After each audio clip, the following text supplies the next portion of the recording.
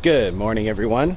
The post office left me a note on my door saying the power steering pump is in. So today we are going to be doing the power steering pump mod for the FC. We're going to be converting it to an electric power steering pump. Sorry, sun's in my eyes.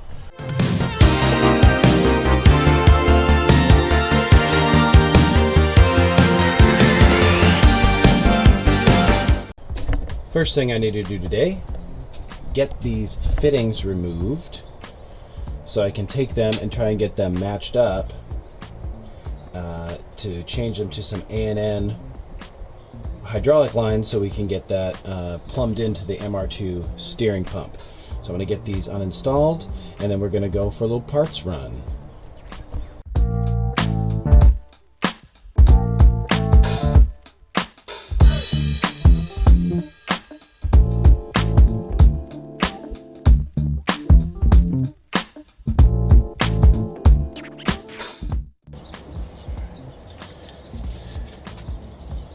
Easy as that. Just need to get these two fittings changed up. So we'll bring these to match and we're on our way.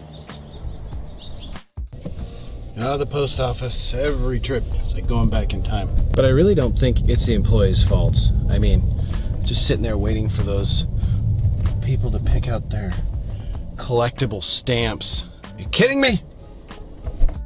Anyway, we got our package. That's the important part. Let's crack this baby open. Well, I just got back from the hardware store. I actually found a hydraulic line supplier really close to my house.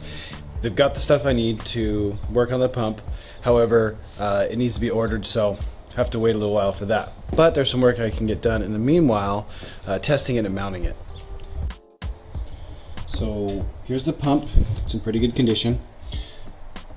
What I've got set up here is real simple. I've got a inline fuse right here. Goes to a relay. I've got the trigger for the relay set up right here, and I've got the grounds and power running into the harness, which is this big plug here. Comes down. Fairly certain that that's just the power and ground. So we're just going to give it a shot and see if it works. I'm going to dry fire it without any power steering solution in there. So I'm not going to run it for very long, just in case. I don't want it to overheat because it's not lubricated or cooled without any fluid in there. Anyway, let's just give it a quick shot. Let's see. Wire to here and yep, that works. Okay, so we've got a workable part. Now, where to mount it is another tricky thing, because obviously no engine in the car, so I don't exactly have a point of reference for where everything's going to fit. However, I think we can put a temporary mounting spot. One of the reasons I'm doing this now, before even this is stripped down and painted and everything's worked on, is because it'd be much easier to move the car around with no engine if we can turn the power steering on with a switch and the battery to make it easier to maneuver this chassis. So that's one of the reasons I'm doing it right now. Also, still waiting for the engine. Need to get some stuff done before it arrives. Okay, so it's been a little over a week. Took a long time to get the fittings I needed from the hydraulic supplier. But anyway, I'm going to do one more thing that I wasn't originally planning to do. So there's a small power steering cooling loop on the FC steering rack. And since there's 3 plugs, a lot of people just plug that off. I'm going to try and keep it so that we hopefully don't have any heating issues. I always have the opportunity to upgrade it later if it's not sufficient, but some people, when they do this, say that they have trouble with that because they just plug that hole. So we're going to try and do a little different. So my hydraulic supplier shop said they can usually take an end of a line. We're going to be grabbing that one, and they can add threading on it, and they can attach it to a standard JIC fitting so they can fit high pressure line. So I'm going to take that line there, which goes around. This is the oil cooler, goes underneath, and there's this little loop right here. It runs along the front bumper support, core support. So we're going to remove that right now so I can take that with me and see if they can add threading to that so we can get a line made.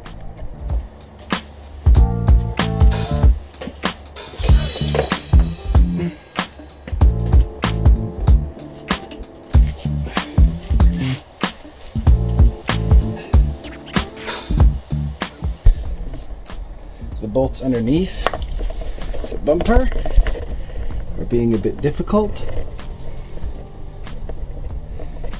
So we're going to spray them. PV blaster. Get things going. While I'm waiting for the penetrating liquid to do its work, I'm trying to figure out what to do, where to mount this. It's pretty heavy. I mean, it's a big, strong pump. So I'm thinking the engine will have it like sitting right about here.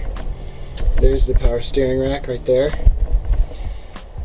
When we mount it to there, so I'm thinking if I put it laterally over here in the meantime. So I found this bracket. Set it down. It's quite heavy. From some equipment that's not going back on the car. And I think I'm gonna bolt it in here nice and tight, and then just use it as a mounting point for some hose clamps to hold it in place while we use it without the engine installed. So we'll give that a try today as well. Well, unfortunately, I am coming back from the hydraulic shop again empty-handed. We have to order one more piece to make it work, so this is going to push it back another week. But got to do it right, got to have the right parts, no other options. So I'll pick this back up once these guys call me and tell me the order's in. Alright, so after a few weeks of waiting, we finally got all the parts together and the hydraulic lines assembled for what I think will work for the power steering pump modification we're doing to the FC. So let me turn the camera around and show you what I've got. So this is the loop that came out of the front. It goes right in front of the radiator. What we did here is I had them braze on a -6 fitting. Okay. This end piece goes into the power steering rack. This here is a T I had made, so this piece will go up into the MR2 power steering pump. This piece will go into the steering rack, replacing the banjo bolt, this piece here. And this will attach back to here. And I'm hoping the lengths work okay and are flexible enough. I'd hate to go back and visit those guys again because they've done a lot of back and forth, but hopefully it'll work. This piece is the return line. Again, another one of these fittings, and this will go up to the power steering reservoir. The two pieces that are going to the power steering pump are this code, and then one, which are -4, and one -6 fitting to go into the power steering pump itself. I'm going to do a screenshot and a little summary at the end of the video for those of you looking to get the same setup, but I'm going to go ahead and try and test fit this all now. Alright guys, so it has been incredibly wet here in Southern California. Today is beautiful. Wonderful, nice sunny day, but not recently at all. So the power steering pump project, which is going on at least a month now of getting parts, figuring things out, and trying to work on the car outside here, is not going very well. However, I'm going to put something up real quick from Harbor Freight to try and make it a little easier, and if we do get some rain, as long as I can get it out here underneath the new setup, hopefully I'll be able to continue to keep on working. So we're going to take this setup with just some sail shades and turn it into something more conductive to actually working on the car. And here's what we have now. Much better. Easier to work under. And it actually has much better lighting now. Okay, now let's get back to this project. Okay, so I've got all the parts we need. I'm going to go ahead and get cracking on mounting the reservoir, the power steering pump, and trying to hook all these lines up.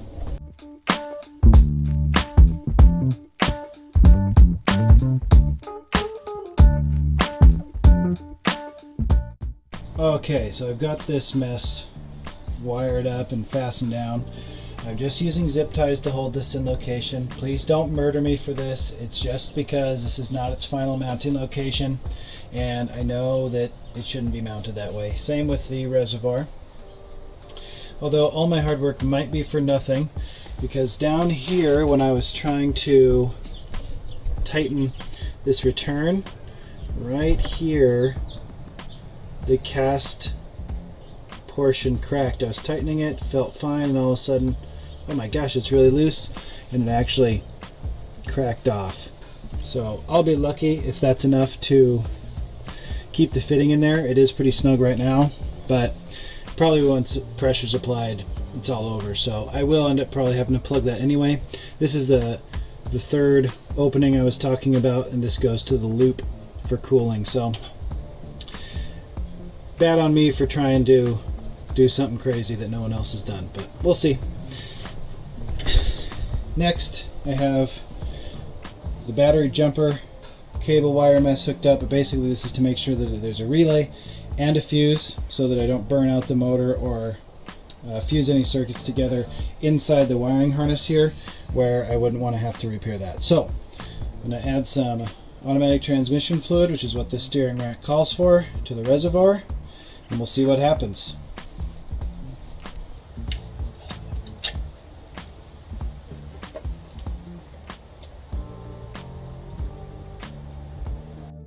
Okay, here we go. Final moment.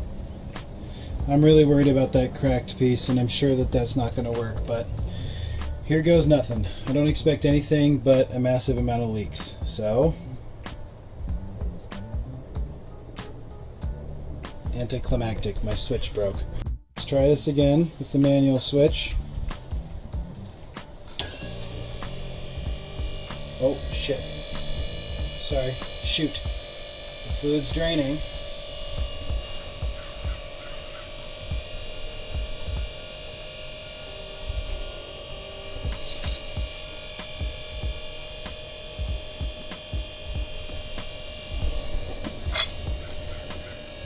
Oh my god. Do I have power steering?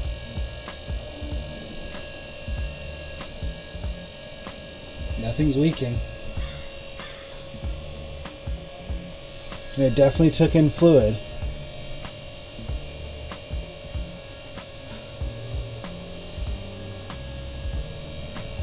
Oh my gosh. Okay, hang tight, I'm going to test this. Okay, I taped the switch on. Doesn't look like it took in enough fluid, but it might have. Anyway, let's see what happens. Interior is looking great, obviously. Oh, let's see. Okay, it's the steering hub, close up for you. So if I get this janky old thing on here, 1 second.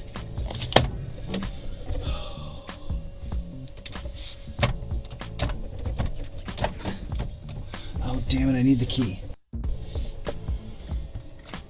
Okay, if I unlock the steering wheel, let's see. Okay, won't start obviously, just no power. What's gonna happen? Oh my god, I'm on.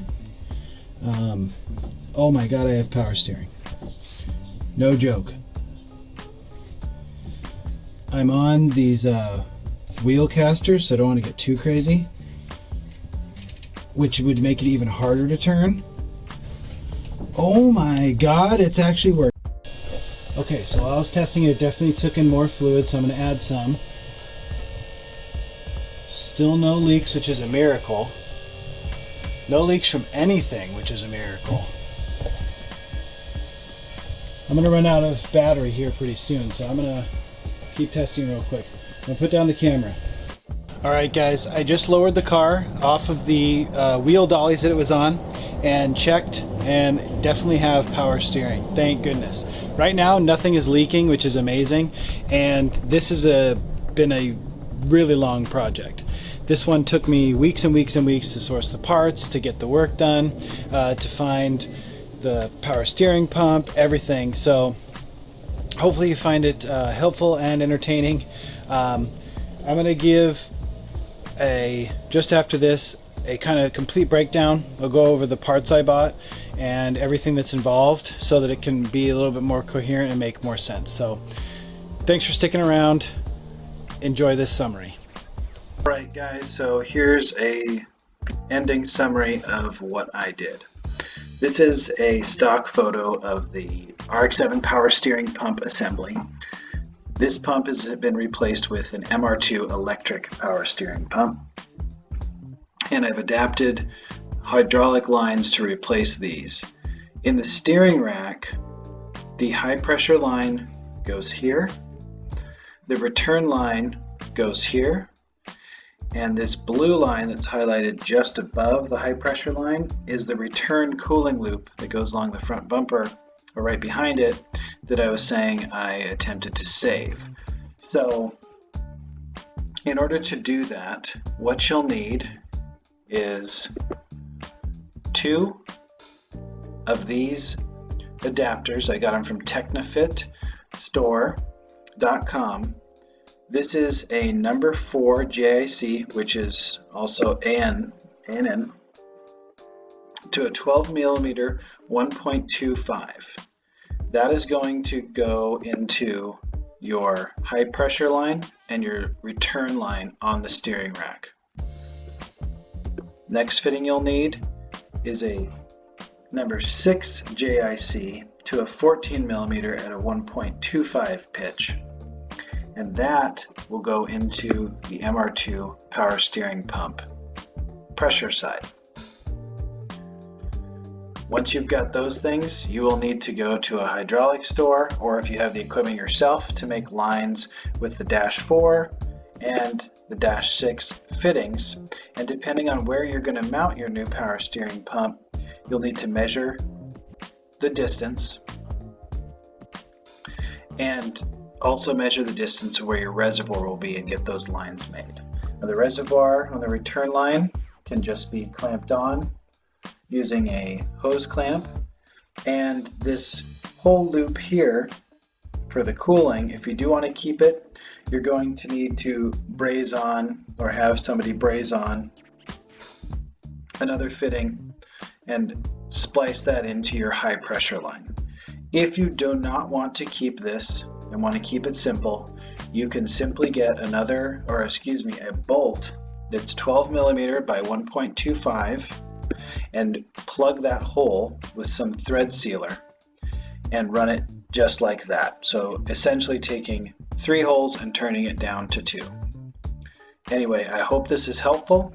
Please like, comment, subscribe as usual, and leave any questions, comments, or concerns in the comments below.